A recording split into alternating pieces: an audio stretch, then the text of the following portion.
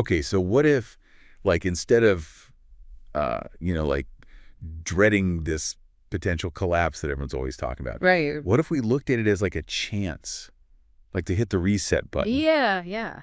and make something more resilient and Hmm. maybe even something more beautiful? Totally. So that is what we're going to be looking at today with this project called The Yeah. Ripple, The Ripple. a tapestry of Rivers resilience. Tapestry of Resilience by Seychelles Labonte. Seychelles Bond, yeah. Um, and I think what's so fascinating is that this project takes a place that we typically think of as vulnerable, right? The Seychelles Islands, those beautiful islands out in the middle of the ocean. Yeah, yeah. And it reimagines them as like a haven in this post-collapse world. Okay. And like the centerpiece of this vision is this like bioluminescent tapestry. Okay, hold on a second. Yeah. A growing tapestry Yes. that can map resources. Yeah. How does that even work? This is like straight out of a sci-fi novel. Well, you can kind of think of it like a living circuit board almost, where it's woven with these conductive threads. Yeah. And these threads act like wires, and then there are these bioluminescent dyes within the tapestry that actually light up based on like the flow of resources. So say if water is plentiful, right? Yeah. A certain section of the tapestry might glow this like vibrant blue color. Wow. But then, if food becomes scarce, another section might dim. And so it's like It's literally reflecting what's happening. it's a visual representation of the community's needs. That's incredible in abundance. Yeah. But I mean, like, how do you read it? Like if I'm looking at this thing, like, is there a key? Well, that's a really interesting question. Is there like a legend? It really raises a lot of questions about like how people would actually learn to like read and interact with this tapestry. Yeah. Maybe over time they would develop this like shared understanding of its language.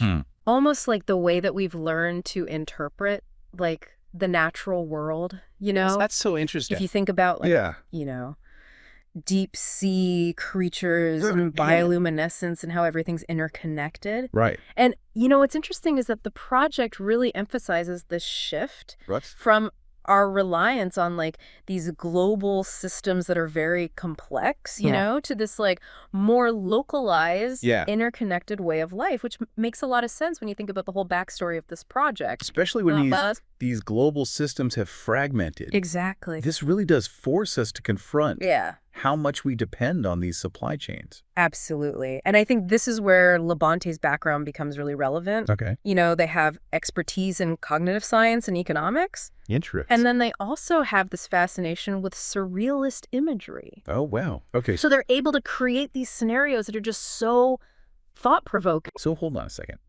How does surrealist imagery play into like resource management? That's a good question. Well, they use the surrealist imagery to kind of challenge our assumptions about what the future could look like. Okay. And to encourage us to imagine things that are radically different than what we have now. One thing that I found particularly interesting was their exploration of what they call like alternative currencies based on like abstract emotional value. What? Yeah. Wait, so like imagine a community. like emotions are currency. Well, yeah, like acts of kindness or creative expression could hold tangible value. Like it's like that's pretty profound. Yeah, it's like a whole emotional currency system. Yeah. Do you think that would lead to like a more empathetic society? I mean, it's really interesting to think about. Yeah. It definitely challenges like our current economic paradigms. For sure. And that's what makes the Ripple so compelling, right? It really pushes us to rethink not just our relationship with resources, but also with each other. That's cool. And it suggests that, these decentralized systems, these local resource networks that are kind of woven together by a sense of like shared responsibility and emotional connection, that could be the key to navigating an uncertain future. So it's not just about surviving a collapse, but like thriving. It's about thriving in a new reality. Yeah. And it's about like reimagining what a community can look like and how we measure value. Yeah. And how we actually connect with each other. I love that. And I think it leaves us with this like really powerful and hopeful question, Yeah. Could the patterns of this bioluminescent tapestry, reflecting the ebb and flow, not just of resources, but of like human connection, could that guide us toward a more sustainable and a more equitable future. That is definitely something to think about. Yeah.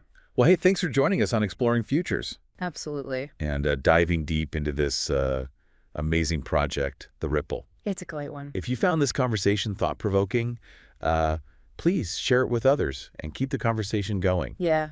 And we'll see you next time for another exploration. Sounds